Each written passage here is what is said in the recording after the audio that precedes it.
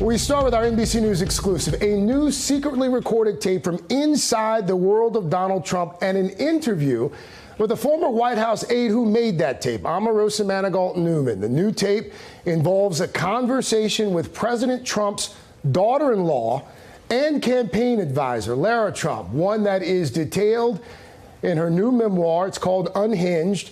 The conversation happened December 16th of last year, just days after she was fired from the White House.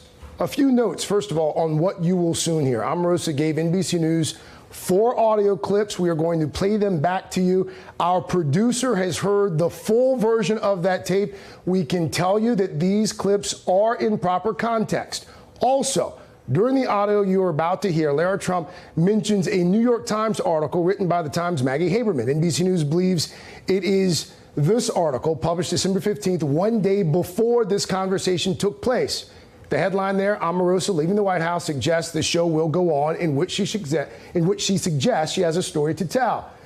Let's get right to our guest, Omarosa Newman, former White House aide to President Donald Trump, also, perhaps you've heard, author of a new book. Before we get to the audio, I do want to ask you about the timing of the release of these tapes. Why today? You know, I think it's important as people question the credibility of everything that you see in Unhinged. That's what the right has been saying. None of these stories are true. She doesn't have credibility. She can't corroborate the things that are in Unhinged. And I think it's important not only to point to these things, but to also blow the whistle on the corruption of the things that are going on in this family, in this administration, and in this campaign. Let's play the audio. To be clear to our viewers, to be clear to our listeners as well, you provided us, again, 4 clips. You selected these clips from a longer conversation that you had with Lara Trump. All of this characterized toward the end of your book. Take a listen. But listen, obviously with like the New York Times article and stuff, you know, it's What's the New York Times article? The one that it was in the New York Times today. I guess you did with Maggie Haberman, or they wrote about you. It sounds a little like obviously that there's something you got in the back pocket to pull out. Clearly, if you come over as a campaign, like we can't have, we gotta. Oh God, no. Everybody's positive, right? And so the only thing that we have to consider when we're talking salary as far as the campaign is concerned is that, as you know, everything is public. And all the money that we raise and that pays salaries is directly from donors, small dollar donors for the most part. So I know you were making $179 at the White House. And I think we could work something out where we keep you right along those lines. Specifically, let me see, I haven't even added up the numbers, but we were talking about like $15K a month. Let me see what that adds up to. 12. Yeah, so that's $180,000. Does that sound like a fair deal for you? And in terms of your position specifically, I really feel like your position would require, you know, you to be able to be flexible in terms of where you are. Sometimes, you know, come to New York for occasional meetings, but I would love if you could, you know, occasionally go do speaking engagements and that sort of thing for us. I think you'd be awesome doing that. And so it doesn't really matter where you are. If you're comfortable staying in D.C., then, you know, we're more than happy to have you. We should point out here, no response so far from Lara Trump or the Trump campaign. We have reached out for a comment. We'll talk about the content of the tape in just a moment. But first of all, why give us those 4 selected clips and not just play out the entire conversation for people who are watching or listening who might be thinking you're hiding something? Well, first of all, I played the full entire conversation for your producers because that was important for them to verify. But I really wanted to undergird everything that's in this book. Everything you see in quotations can be verified, has been corroborated, and is documented. And these clips are specifically the outline of the scene that I have in Unhinged. Can you characterize what was left out of the tape that we played versus the tape that our producer listened to? You know, there was a lot of back and forth. I had a close relationship with this family. She reiterated that Donald Trump just loved me, this family loved me, that they wanted the best for me, they wanted me to come in, but she made it very clear that if I joined this campaign, that I would have to be quiet. I wouldn't be allowed to talk to reporters. I wouldn't be allowed to say anything against Donald Trump. She, as she stated in her own words, had to keep it positive. You can't be talking about those things. What is this thing you have in your back pocket? I saw this as an attempt to buy my silence, to censor me, and to pay me off $15,000 per month by the campaign. You saw this as hush money. Absolutely. Why do you think Lara Trump made this offer to you? If they just fired you, why offer you $15,000 a month to come on in this ambiguous role? Well, that lends to a lot of questions. The president has said he's happy I was fired, I'm a lowlife, I'm a dog, all these things. But then you find out behind the scenes they're saying how awesome I am and great I am and I should come on the campaign. So really, what is it? Which one of it is it? Is it that they supported me or did they want me out? He said he was happy I was fired. At first he said he didn't know I was fired, and then he tweets that he was happy that I was dismissed. This family can't keep their story straight. They can't decide whether they love or hate people. They actually misrepresent that they're being honest to the American people. This is just the beginning of the type of corruption that's going on in Trump world, and I am here to blow the whistle. What kind of other corruption? You know, there are things that I write about, and then there are things that I'm going to save to share when the time is right. Did she ever give you a reason, Lara Trump, during a subsequent conversation? Did she give you a reason about the firing or why they wanted you back now? Everyone in the Trump family claimed to not know about my firing, from Donald Trump to Ivanka to Jared to Lara. No one knew, so they claim. I'm just not buying that. Why do you believe it was Lara Trump that picked up the phone and made the call? Why her? Why a family member? Why not a staffer or someone else to offer you this $15,000 a month? Well, she was very specific that it was, as we call him, DJT, that it was Donald Trump that wanted her to make this offer to me. It came from the president? That's according to Lara Trump, yes. And you would be doing what precisely in this new role? She was very cavalier about it. She's like, you know, maybe you could do some interviews or maybe you could do some speeches. You know, you're very articulate, you know. She used that word. Yeah. She said you're articulate. You're so articulate. I've known you for a while. Did you find that at all offensive? Well, most people wouldn't realize that that is an insult to African Americans, to call us articulate, as if we haven't mastered the language of the land. But she also was very cavalier. I could basically decide what I wanted to do and how I wanted to do it. As she stated in the recording, it didn't even matter where I worked, how often I worked, what I did. As long as I signed on the dotted line and accepted this $15,000 a month, it didn't matter to her what I did, what my title was, or what my role or responsibility would be in the campaign. We know that you've talked to the special counsel's office. Have you been contacted since you started releasing these tapes by the special counsel's office again? No, you know I can't comment on that. You could. Nor can I comment on the arbitration or the fact that Donald Trump has sicked his entire force of his legal team, not only on me, but sending threatening letters to the publisher. He is completely unhinged. Pardon the pun, but what you're seeing is the unraveling of the 45th president of the United States.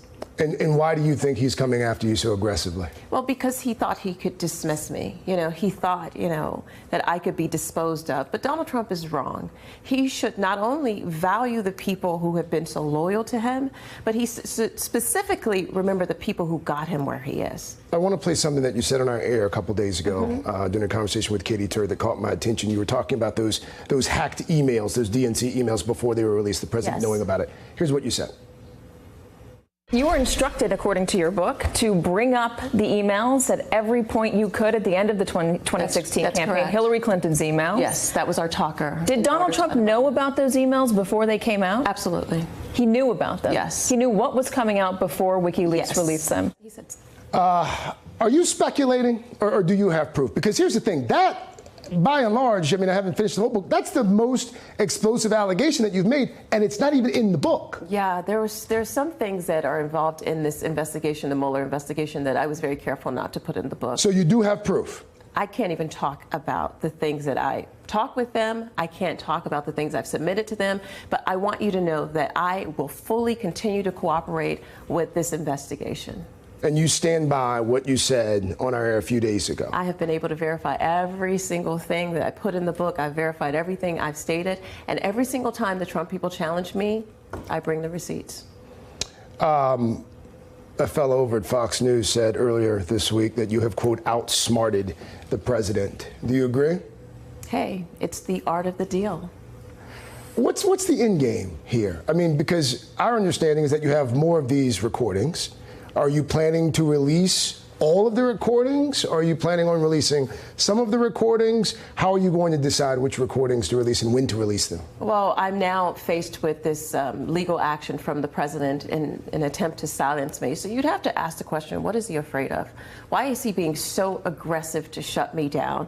And why is he trying to stop the publishing of the book? What does Donald Trump have to hide? In one of the earlier recordings I shared with you, General Kelly said that the staff and everyone that works there answers to him.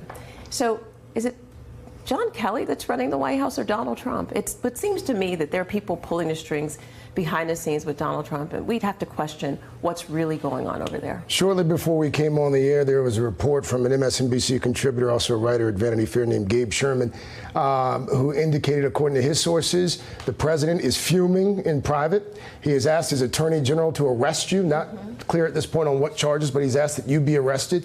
There's an excerpt from the article there. Are you concerned at all about being arrested? Well, what Mr. Trump does will be brought to light. Every action that he takes against me jeopardizes him and his presidency. So I think that you should watch his behavior and how he's unraveling. And I don't have any fear. I have a whole community of faith that's behind me, praying for me. And no matter who is in the Oval Office, Donald Trump needs to remember that God is still on the throne. You wrote something in the book, and I know you got to go, but I want to read this excerpt. This is the part about the chief usher there, Angela Reed. And this caught my attention for a variety of reasons. On May 5th, this is on page 242.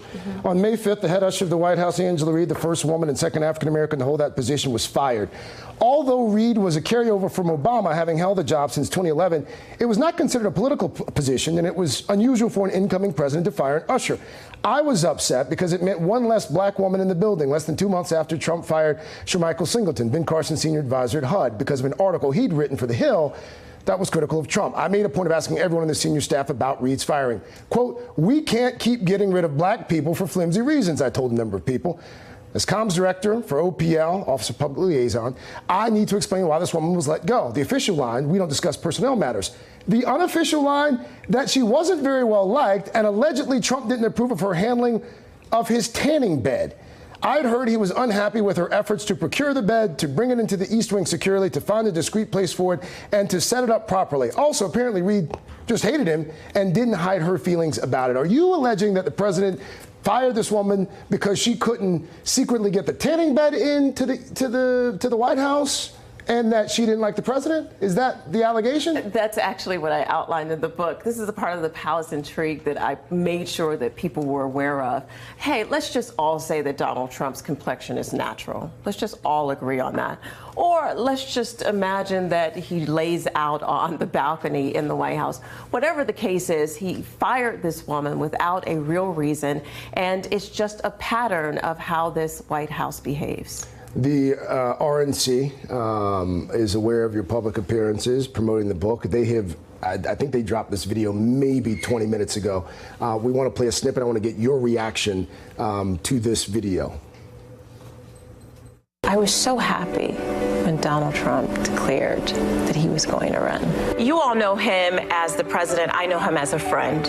I know his heart. Donald Trump is a trailblazer on women issues. And not only do I support him as a human being who has incredible character and a great vision, but his policies affect my community where I live in Los Angeles, and that's really why I stand by him. And I believe that you will see that this president is going to be incredible for this country, and I am excited about what's happening with this administration. I'm very honored to be a part of it. He was the right choice for America. When I say Trump train, I want you to say choo choo. Y'all ready? Trump train! Trump train! Trump train! We should note you're standing there next to Lara Trump in that video. How do you square that with this? How hard is it for you to sit there and watch that, Omarosa? Well, first of all, I completely understand why they would put this calculation together, because I'm one of the few African Americans in his orbit. Yeah, they would put their greatest hits together, and that would compile about 0.0% of the diversity that they have at the RNC and in the Trump administration. They should keep rerunning that video, because that was the best thing that happened to this administration. So if that's the best that they have, I'll just say this to them. I am not going anywhere. I'm not going to be bullied. I'm not intimidated, and I'm going to go toe-to-toe with him. Everything he throws at me, believe me, my tapes are much better than theirs. You're going to release more tapes? If I need to, I'll do what I have to do to protect myself. How are you going to determine whether you need to? Oh, we'll see. He's threatening to get me arrested. He's trying to intimidate my publisher and trying to intimidate me. Donald Trump has met his match. We will leave it there. I'm Omarosa Manigault Newman. Thank you for your time. Thank you.